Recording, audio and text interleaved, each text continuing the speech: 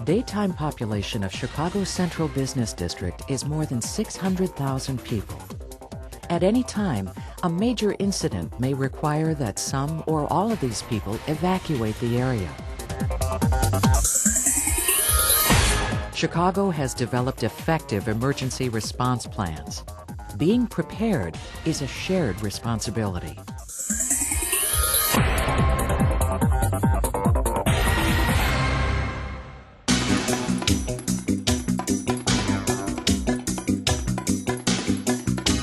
Many of you participate in evacuation drills in your buildings on a regular basis and are familiar with the city's commercial high-rise life safety video. Participating in these drills helps enhance your preparedness. A large-scale evacuation in Chicago's Central Business District could be planned or spontaneous. The cause? Natural or man-made. It could impact one building or many. The city's evacuation plan includes 3 primary ways you could expect to be notified about the need to evacuate the area. You could receive instructions from building management. You could hear an announcement from the radio or television news media. Or you could receive information from city officials. Unless you're in immediate danger, wait for instructions through one of these mechanisms. Attention, this is building security. We have received orders from the City of Chicago to evacuate the building. The announcements will provide you with general evacuation instructions that will direct you to a safe, sheltered area. It's important to stay calm and not to panic during evacuation. If you're instructed to evacuate your building, be prepared. Minutes count.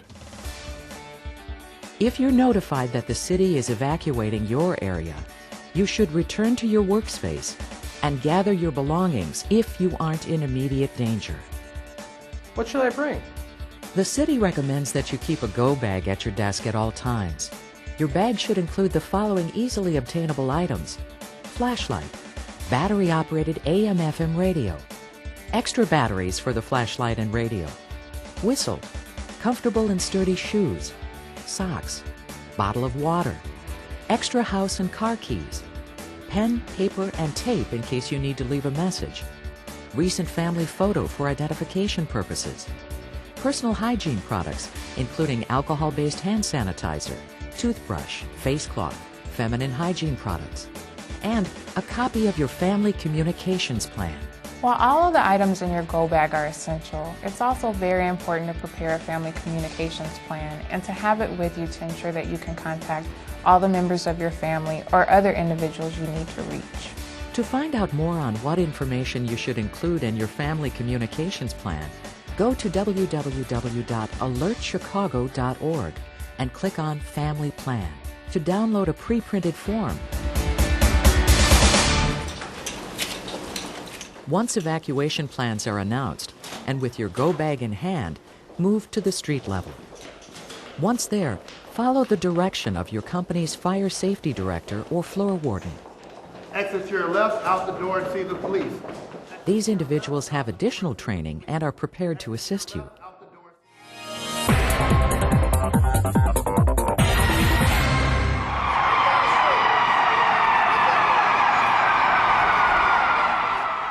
So what do I do once I get to street level and exit? Look around to see if there are any signs of danger. Head in the direction that was announced over the building's public address system. Listen to public safety officials along the evacuation route. If you drove, there's a possibility that streets will be closed to allow emergency vehicles better access and to avoid gridlock. If that's the case, the city will mandate that parking garages close and you will not have access to your car. Will I be able to take public transportation? An emergency may or may not affect public transportation. Be prepared to walk a few blocks or a few miles. You'll be instructed to walk to a location that gets you out of harm's way. Chicago police will likely be the first public safety officials to arrive. Police on the scene will direct you to the proper location. How long will I be walking? There's no way to determine how far you will have to walk, so be sure to wear comfortable shoes and pace yourself. Should I regroup with my coworkers like we practiced in our drills? The instructions you hear over your building's public address system should help you determine whether it's safe to meet your coworkers at the normal meeting place. If you can't regroup at your normal location, meet briefly outside of the building if possible and take a quick roll call. If you can, schedule a secondary meeting at the end of the evacuation route to make sure everyone has made it. However, if you're in immediate danger, focus on getting to safety. In all likelihood, when a single building is impacted by an emergency, you will probably be able to regroup with your coworkers as practiced in your drills.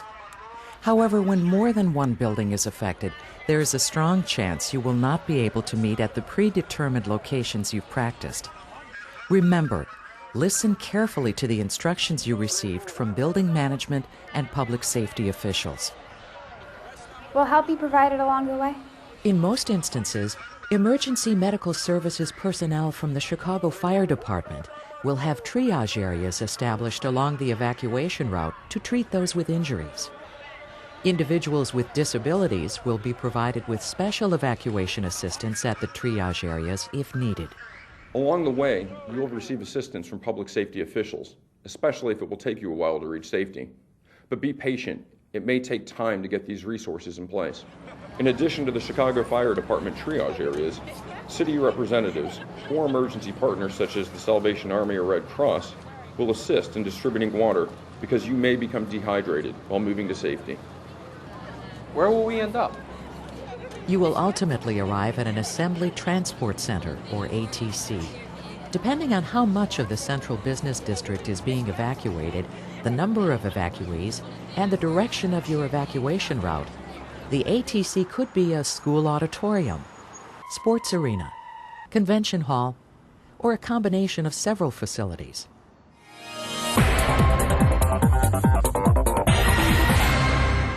What will happen at the Assembly Transport Center? Upon arrival at the ATC, evacuees will register with emergency service workers so that we can determine if follow-up services are required.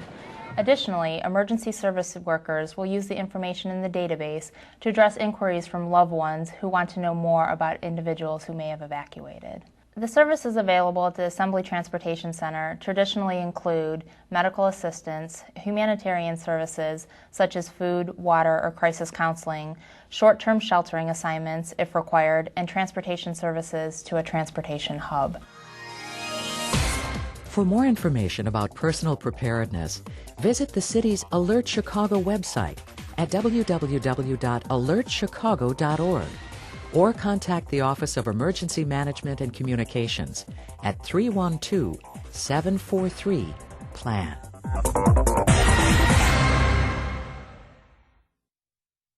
This video has been made possible by the generosity of the following sponsors and grant support from the U.S. Department of Homeland Security.